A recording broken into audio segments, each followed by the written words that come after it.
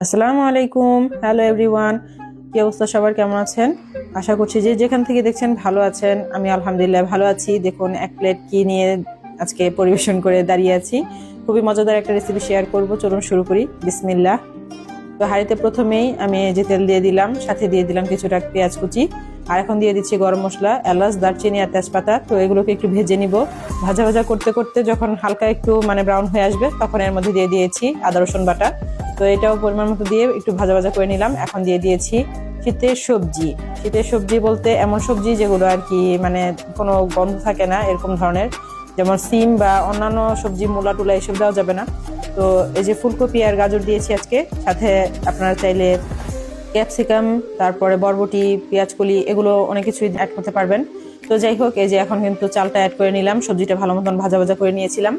তো সবজির মধ্যে কিন্তু আমি গোলমরিচের গুঁড়াও দিয়েছি, আর সামান্য পরিমাণে লবণও দিয়েছিলাম ভাজার সময়। আর এখন এই যে চালটাও সুন্দর মতন নেড়েছে, অনেক সময় নিয়ে আমি ভেজে নিয়েছি। আর এখন দিয়ে দিলাম পানি। তো পর্যাপ্ত পরিমাণে পানি দিয়ে দিয়েছি। আর দিয়ে দিলাম এখন সামান্য একটু চিনি, আর দিয়ে দিলাম পরিমাণ মতো লবণ, আর একটু গুঁড়া দুধ দিয়ে দিচ্ছি। তো এটা কিন্তু দেখতে কালারটা যেমন সুন্দর আসে, আবার টেস্টটাও ভালো আসে। তো চালটা ফুটে আসা পর্যন্ত এখন রান্নাটা করব। আর এখন একটু মোটা সাইজের যে কাঁচামরিচ গুলো থাকে, ঝাল থাকে না কিন্তু, যে বড় বড় সাইজের কাঁচামরিচ গুলো, ওগুলোর মাঝখান থেকে বীজটা ফেলে দিয়ে আমি স্লাইস করে কেটে দিয়ে দিলাম, যাতে খুব সুন্দর লাগে আর কি, কালারফুল দেখা যায়। মাংসের কোফতা দিয়ে দিচ্ছি এখন।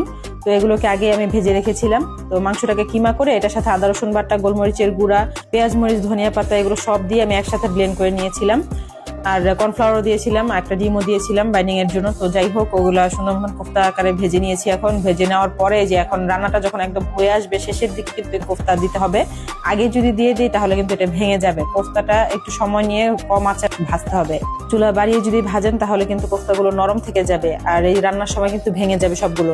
যদি অল্প আঁচে সুন্দর মতন সময় নিয়ে ভাজেন তাহলে মাংস যেহেতু এটা, তো একটু শক্ত হবে আর কি। তো রান্না করার পরে ভেঙে যাবে না। তো এই যে এখন দিয়ে নাড়াচাড়া করে নিচ্ছি, আর একটু ঘি দিয়ে দিলাম সুন্দর একটা ফ্লেভারের জন্য। আমার রান্নাটা কিন্তু হয়ে গিয়েছে।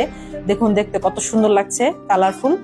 দেখে অনেকটা কিন্তু ফ্রাইড রাইসের মতোই লাগছে, আপনাদের কাছে মনে হবে। কিন্তু ফ্রাইড রাইসে তো আমরা অনেক রকমের সস ইউজ করে থাকি, আর চাইনিজ সবজি ইউজ করে থাকি। তো যাই হোক, ফ্রাইড রাইসের মতো হলেও বা পোলাও বিরিয়ানি টাইপের কিছু একটা তো হবে। যেহেতু নাম দিতে পারছি না, তো আপনারাই আজকে নামটা বলে যাবেন। কিছু একটা নাম সুন্দর আশা করি আপনাদের কাছে। তো যাই হোক, খেতে কিন্তু অসাধারণ হয়েছিল, আর আমার ঘরের যারা যারা খেয়েছে সবাই খুব বেশি পছন্দ করেছে। আর এই মাংসের ফ্লেভারটা না একদম অসাধারণ লেভেলের, কি বলবো আমি, আপনারা অবশ্যই একদিন ট্রাই করে দেখবেন। আর যদি এই রেসিপিও আপনাদের কাছে কম মনে হয়ে থাকে, আমি চাইলে মাংসের টিক্কা সহ পুরো রেসিপিও আরেকদিন আমি শেয়ার করব, যদি আপনারা কেউ বলে থাকেন। তো কার কাছে কেমন লাগলো অবশ্যই জানাবেন। ভিডিওটি এখানেই শেষ করছি, সবাই ভালো থাকবেন, আল্লাহ হাফেজ।